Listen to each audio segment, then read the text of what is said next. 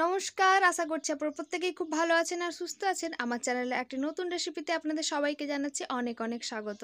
আমার আজকের রেসিপি বাটি চাট বা কটোরা চাটও বলতে পারেন। এতটাই টেস্টি হয় যে কি বলবো। তো চলুন প্রথমে দেখে নিই কী কী লাগে এটার জন্য। সবার প্রথমে আমি নিয়েছি এখানে 1 বাটি ময়দা, তাতে দিয়েছি স্বাদ মতো লবণ, আর দিয়েছি কিছুটা পরিমাণ কালো জিরে আর কিছুটা পরিমাণ জোয়ান হাতে একটু ক্রাশ করে। তারপরের জন্য ময়নের জন্য দেব বেশ কিছুটা পরিমাণ রিফাইন তেল। তারপর এটাকে খুব ভালো করে হাত দিয়ে মেখে নেব, যাতে খুব ভালো করে ময়ান হয়, তবেই কিন্তু বাটিগুলো বা কাটোরাগুলো ক্রিস্পি হবে। বেশ কিছুক্ষণ ধরে মেখে নেওয়ার পর যখন হাতে এরকম করে মোটা করা যাবে তখনই বুঝতে হবে খুব ভালো করে ময়ান দেওয়া হয়ে গেছে। তারপর অল্প অল্প জল দিয়ে এটাকে খুব ভালো করে মেখে একদম শক্ত হবে না আবার একদম নরম হবে না, এরকম একটা ডো বানিয়ে নেব, ঠিক এরকম। তারপর এটাকে ঢেকে ঢেকে রাখার কোনো প্রয়োজন নেই, সাথে সাথে এটাকে ছোট ছোট লেচির আকারে কেটে নেব। লেচির সাইজটা আপনারা আপনাদের বাটির মাপ করে কেটে নেবেন।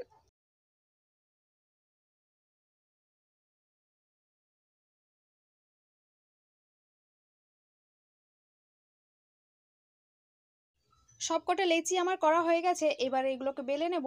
এবারে বেলার জন্য কোনো রকম ময়দা বা তেল দেওয়ার প্রয়োজন নেই, এমনি এটাকে বাটির শেপ করে গোল করে বেলে নিতে হবে।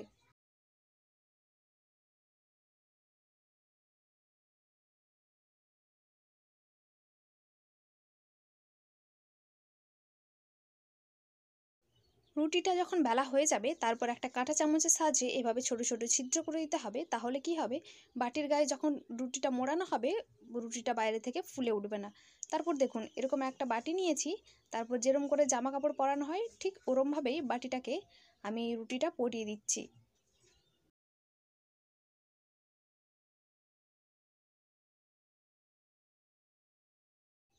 এই দেখুন খুব সুন্দর করে বাটিটাকে রুটি দিয়ে মোড়ানো হয়ে গেছে। এবারে এই যে ধারটা ভেতর দিকে একটু ঢুকে আছে ওটাকে এরকম হাতের সাহায্যে চেপে চেপে কেটে ওটাকে বাদ দিয়ে দেবো।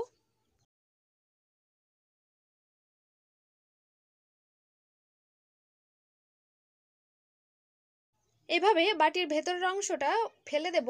দেখুন খুব সুন্দর একটা বাটির শেপ হয়ে গেছে। এরকম করে সবগুলোকে আমি তৈরি করে নিয়েছিলাম, তারপর এগুলোকে ভেজে নেওয়ার পালা।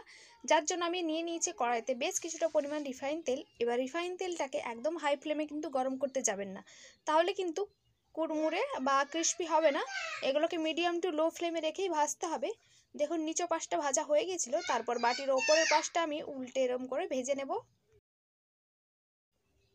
লো ফ্লেমে রেখেই কিন্তু একটু বেশিক্ষণ টাইম নিয়ে এগুলোকে ভাজতে হবে, তাহলেই কিন্তু খুব সুন্দর একটা কালার আসবে আর এগুলো একদম মুচমুচে হবে।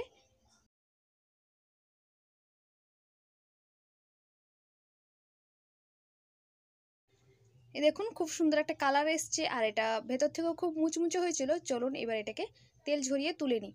তারপর দেখুন একটু ঠান্ডা হলে বাটিগুলো কিন্তু অটোমেটিক এরকম ছেড়ে আলগা হয়ে যাবে খোলা থেকে। আর দেখুন কত সুন্দর শেপ হয়েছে, আপনাদেরকে একটা ভেঙে দেখাচ্ছি কত সুন্দর ক্রিস্পি হয়েছে।